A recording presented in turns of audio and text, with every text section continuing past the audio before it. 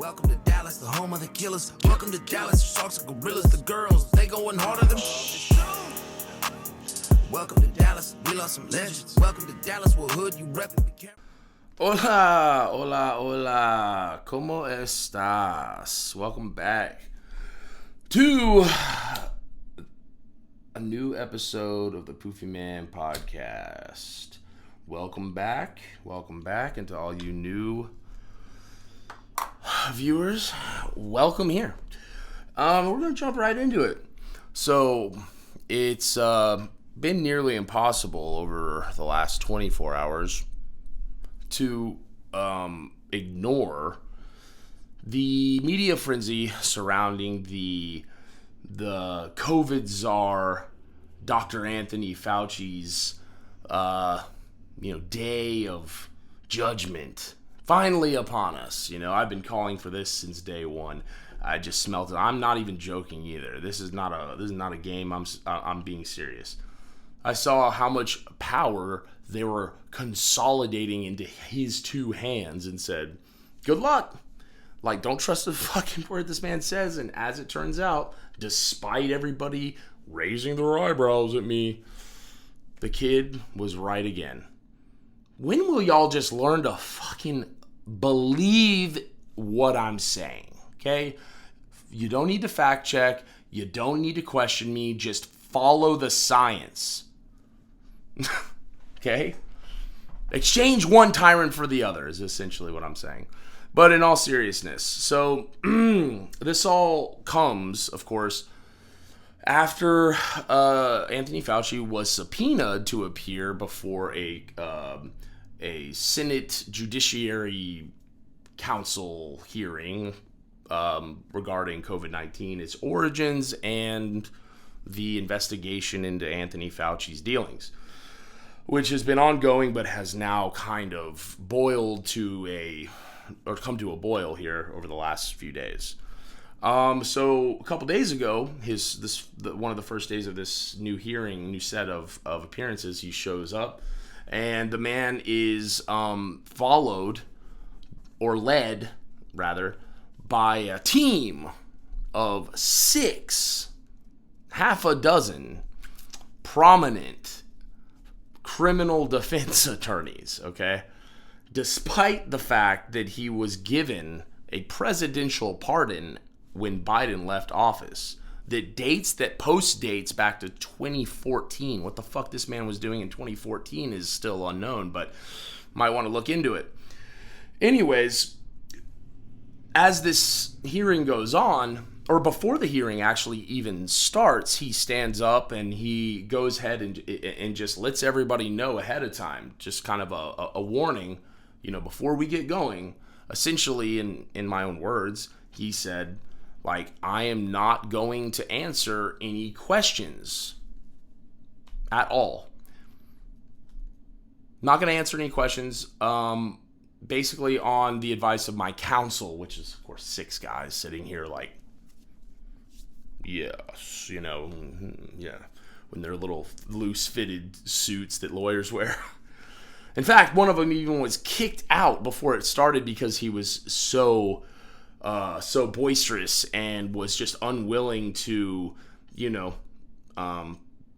adhere to the rules and guidelines of that body. So he was fucking booted, Anyways, so just as he had warned us, this hearing goes on, and he's questioned about all kinds of things that are relevant to the case at hand, including some that weren't. Every single question was answered by a pre-written kind of statement that was prepared by his lawyers that essentially just pled the fifth. He just pled the fifth. Now, while that's not an admission of guilt, perhaps, there is it's might as well be. In fact, it's what I'm saying is so true that they even have a hilarious sketch that's iconic now in the Chappelle Show of Prince or whoever it was pleading the fifth, and it's hilarious. Because it's obviously an admission of guilt without legally being a binding admission of guilt, right? He does it 104 times, perhaps more, but the first documented report came back of 104 times. That's preposterous. The problem with that, of course, is that, on top of being in boiling water already, after a recent dossier containing his Dr. Fauci's personal diary entries during the apex of his leadership as the czar of COVID and health during the pandemic, he's tacked on at least 2 extra crimes just during the course of this sit down. Okay. So he was pardoned. He's already pardoned. He's completely immune from any type of criminal action that comes as a consequence of any findings. He's completely immune. There's not going to be he's not going to be referred to the DOJ. He's not going to sit a second in jail, not do any of that. And that's already been known, right? He's also retired, okay? And he also has a substantive body of work of 50 plus years behind him under his belt that, despite what he's done with COVID, is actually relatively commendable. I mean, he helped investigate and come up with treatments during the AIDS epidemic, and he did AIDS. He's done Ebola. He's done outbreaks all over the world, and has been at the top of his class in virology for a long time. So if his legacy was something he was trying to protect, there's no reason to do that. There's plenty of it there, despite COVID. Why the fuck is he so scared to admit that there were some mistakes made? This is an 85-year-old man. Holy shit. What is this aversion to accountability?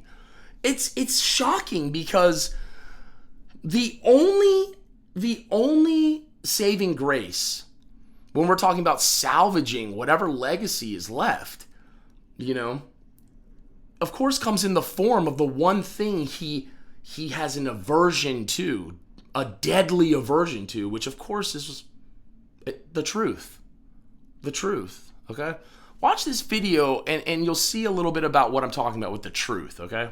Consent to insert into the record documents show that the CIA transferred funds to NIAID through interagency agreement. Hearing no objection, so ordered. We had hoped to hear testimony from Anthony Fauci today. We haven't, but I think it's important that we do hear from him. So we will have a video we'll play in a moment. For years, Anthony Fauci has been the public face of saying this in all likelihood came from nature. He kept saying, it's the marketplace, it's the marketplace, it's the marketplace. He's been saying that on television up until recently. But what we find is that what he was saying in public is different than what he was saying in private. In January, in private, he wrote that looks like the wet market was a super spreader event. It didn't originate there. We know that some of the earliest deaths and sickness came from somewhere else. But then for years and years, we got dishonesty. So let's play the video so we can see a little juxtaposition of the problem we're dealing with. Fauci's journal entries contradict what he said publicly about the origins of COVID-19. Fauci admitted in January 2020 that the initial outbreak of COVID did not occur at a wet market. Take a really good look at the animal-human interface and the fact that animals from the wild are being brought into wet markets. You have animals that come out of the wild that are sold at these open, what they call them, wet markets. Wet markets, where you bring animals in from the wild who have these viruses. The wet markets in Asia, where people bring animals from the forest into market. There are wet markets in Wuhan that are ample opportunity for a virus to jump from an animal. The origin was from a bat to an intermediate host to a human, very likely in a wet market. And those animals should not have been in the Wuhan market.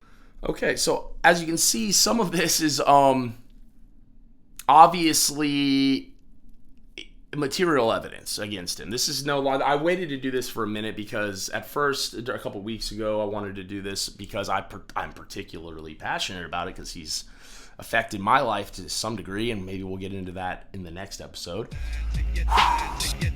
But aside from that, there wasn't enough against him, really. It just sounded like this partisan issue. But this diary entry stuff, it paints a picture of a man that is morbidly obsessed with himself. You know, like check this out. This is a diary entry. This is a graphic I'll put up right here.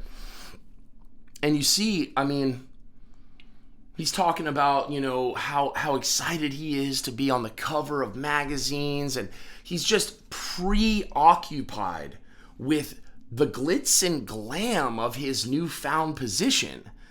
Meanwhile, lest we forget, according to everyone on that side of this problem, of this outbreak, right on the left side of this outbreak, this is killing people. Meanwhile, people are dying by themselves behind plastic and all this stuff at his orders, of course. Honestly, if evil ever did exist in this world, this is a master class in it. You know, a lot of people think of like devils with horns and demons, you know, possessing your body like in the movies or something. It's like, that's not real. That's silly. That's a cartoonish iteration of what reality is when it comes to evil. What reality is when something like,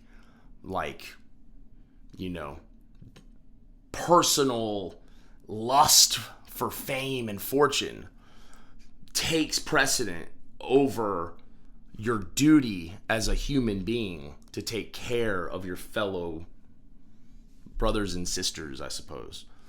And considering the fact that him above anyone else under the Hippocratic Oath, which of course he's definitely taken, probably more than once, it's particularly evil. I might do a second one on this. There's a lot to cover with it. More commentary on it. But as far as the facts go, those are, you know, I implore you to check out some of these diary entries. I'm sure you can just type it into Google, and you should. Because I would like to go through some of them, more of them than what I have here myself. Anyways, as always, leave a comment. You know, make sure to subscribe if you haven't already. You know, we're in the process of landing some sponsors, so that's exciting. That means we're going to be able to do longer videos and more of them with guests and all kinds of things. So until next time, this is Poofy Man. Thanks for checking in.